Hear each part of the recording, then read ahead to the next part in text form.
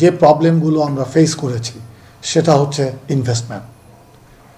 ইনভেস্টমেন্টে আমরা বৈদেশিক যদি আমি বিনিয়োগের কথা বলি, বৈদেশিক বিনিয়োগের কথা আমি যদি বলি, সেখানে দেখা গেছে যে আমরা ওরকম ফ্রেন্ডলি এনভায়রনমেন্ট তৈরি করতে পারিনি।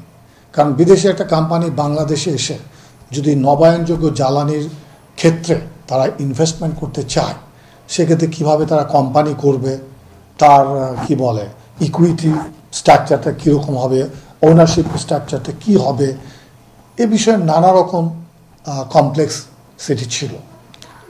এবং পার্টনারশিপ মানে লোকাল অর্গানাইজেশনগুলোর সাথে পার্টনারশিপের মাধ্যমে এখানে বড় প্রজেক্ট করার ক্ষেত্রে তাদেরকে যথেষ্ট প্রতিবন্ধকতার সম্মুখীন হতে হয়েছে।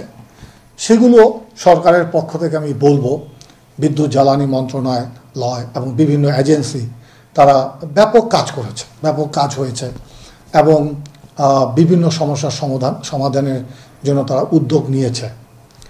এক্ষেত্রে আমরা আইপিপির কথা বলতে পারি, ইন্ডিপেন্ডেন্ট পাওয়ার পারচেজ, এটা একটা ব্যাপক ভূমিকা পালন করেছে।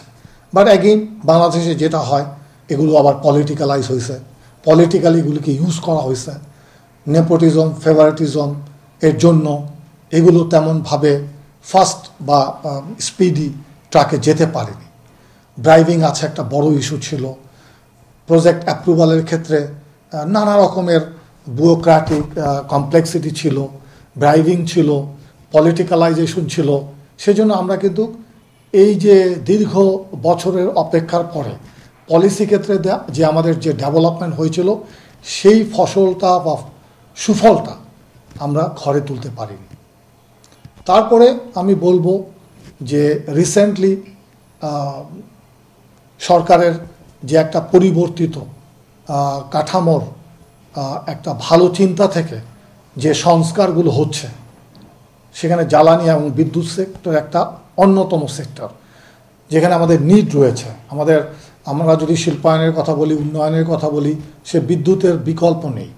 সেক্ষেত্রে এই সংস্কার করতে গিয়ে যেটা হলো যে অ্যাগেইন প্রিভিয়াস সরকারের যে পলিটিক্যালাইজেশন, ব্রাইভিং, নেপোটিজম এবং দুর্নীতির যে চরম অবস্থা, সেটাকে হ্যান্ডেল করতে গিয়ে বা অ্যাড্রেস করতে গিয়ে আমাদেরকে আইপিপি বাতিল করে দিতে হয়েছে বা হেল্ড আপ করে রাখতে হয়েছে। এবং এখানে 31 থেকে 37টা প্রজেক্টকে পলিটিক্যালি যেহেতু এরা বায়াস ছিল এবং নানা রকম দুর্নীতির অভিযোগ উঠেছিল, সেজন্য এগুলোকে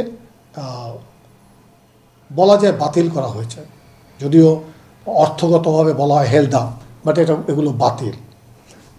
এর প্রেক্ষাপটে কি হয়েছে যে এই 37টা প্রজেক্টের জন্য ন্যূনতম 150 থেকে 200 মিলিয়ন ডলার এই সেক্টরে অলরেডি কিন্তু খরচ হয়েছে।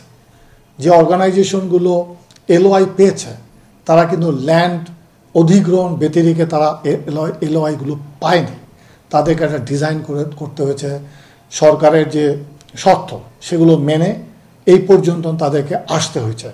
সেক্ষেত্রে একটা এলওআই প্রাপ্ত একটা অর্গানাইজেশনকে মিনিমাম 3 থেকে 4 বছর কাজ করতে হয়েছে, যেখানে আমাদের জাতীয় সম্পদের ব্যবহার হয়েছে। তো আমার মনে হয় যে এই অল অফ এ সাডেন তাদেরকে বাতিল না করে যদি এটাকে একটা স্ক্রিনিং সিস্টেমের মধ্যে নিয়ে এসে যে কারা হাইলি পলিটিক্যালাইজড এবং যাদেরকে অনৈতিকভাবে ফেভার করা হয়েছে, সেগুলোকে যদি একটা কমিটি গঠনের মাধ্যমে শর্ট লিস্ট করে তাদেরকে বাদ দেওয়া হতো, কিংবা তাদেরকে কোনো শর্তের মধ্যে এনে এই প্রজেক্টগুলোকে বাস্তবায়ন করা হতো, তাহলে আমাদের এই যে 200 মিলিয়ন ডলার জাতীয় সম্পদ যেটা এখন স্থবির হয়ে আছে, তার একটা আমি বলবো যে একটা রিয়ালিস্টিক প্রবলেমটা আমরা একটা সলিউশন নিয়ে আসতে পারতাম। এটা একটা খুবই খারাপ একটা মেসেজ চলে গেছে ইনভেস্ট যারা করেছে তাদের কাছে। কেন? কারণ এই প্রজেক্টগুলো কখনোই এককভাবে কোনো বাংলাদেশি কোম্পানি করেনি। এগুলো সবগুলোই ছিল পার্টনারশিপ অ্যাগ্রিমেন্টের মধ্যে, যেখানে মেজর ইনভেস্টর ছিল সব বিদেশি কোম্পানি। তো তাদের কাছে কি মেসেজ গেল যে এলওআই কৃত যে যে প্রজেক্টগুলো অলরেডি ল্যান্ড অধিগ্রহণ হয়েছে, হ্যাঁ, তাদের প্রজেক্টগুলো অ্যাপ্রুভ হয়ে গেছে, সেগুলো বাতিল হওয়া মানে কি? তারা অনেক নিরুৎসাহিত হয়েছে, তাদের বড় বড় ইনভেস্টমেন্ট এখানে সব ব্লক হয়ে গেছে, এবং এটা অন্যান্য ইনভেস্টমেন্ট যারা করতে আগ্রহী হতো তাদেরকেও নিরুৎসাহিত করেছে। যদি একটা টাস্ক ফোর্স করা হতো, ফ্যাক্ট ফাইন্ডিংস করা হতো, তারা কিন্তু এই প্রজেক্টগুলোকে রক্ষা করতে পারত।